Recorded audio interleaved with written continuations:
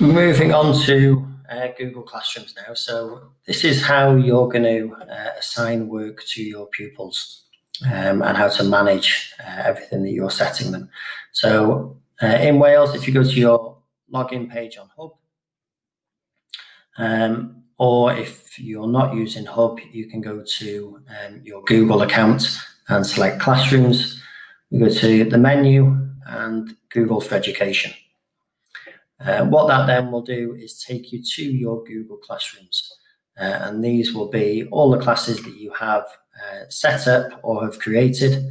So I've set up an example class, but if it's blank, what you'll see at the top right here is where you can join a class or create a class. So all your pupils will be joining the class if that's how you're sharing it, or you as a member of staff will be creating it. So if we go through that process, we'll create a class.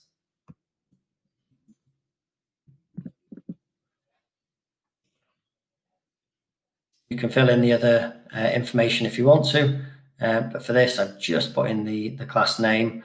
What that then does is Google creates that Google Classroom for you. It does take a little bit of time. And then what you're able to do is where the pupils are joining through that join class, they will need the class code. So you're able to see the class code there.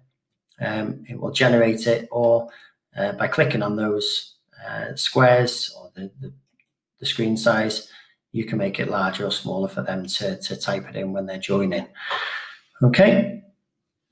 But if I go to my classroom that I've created for this example,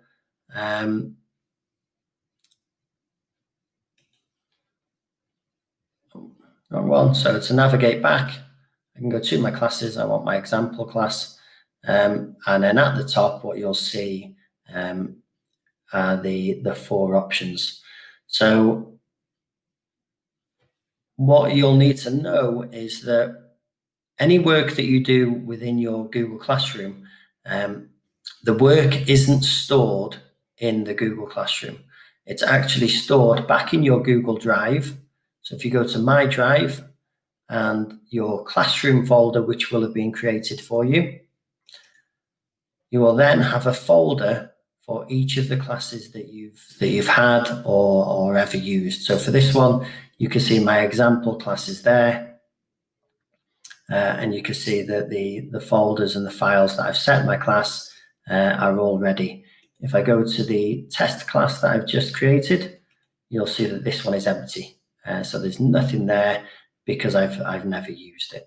So going back to my example class, what you'll see then is that there's some work being assigned for the pupils.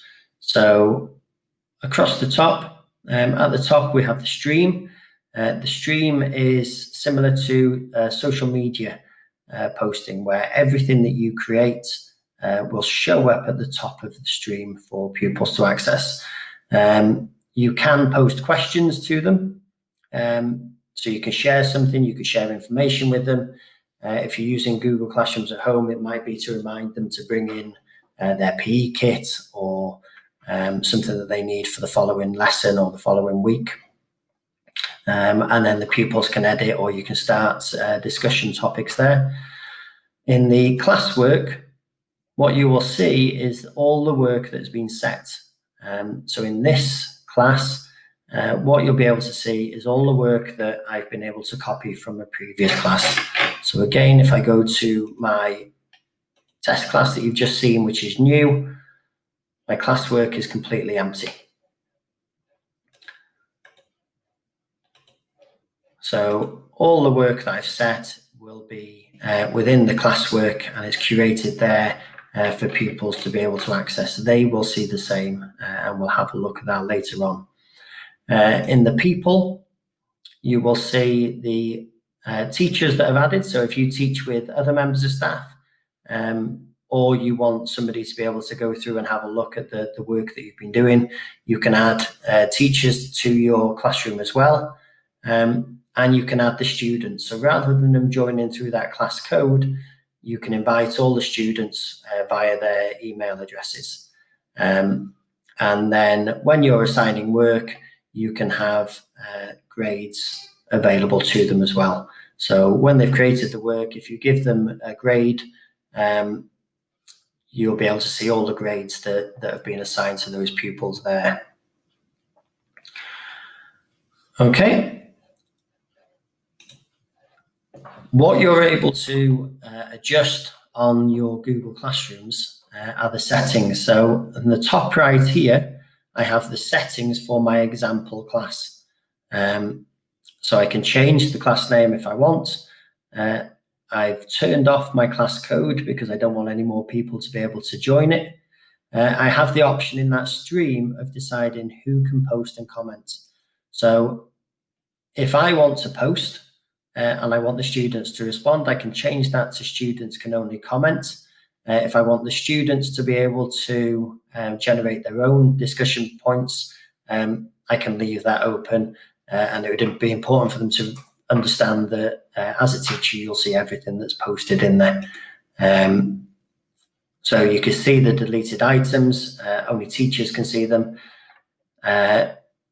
In Wales, we're still waiting for Google Meets to be available, but we can host it, or hopefully in the near future we'll be able to host video meetings for all the pupils in classes as well.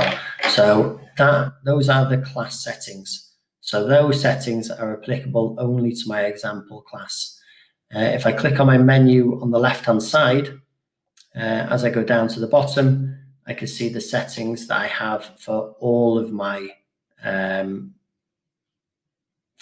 classrooms, and you can actually have the email notifications turned on or off.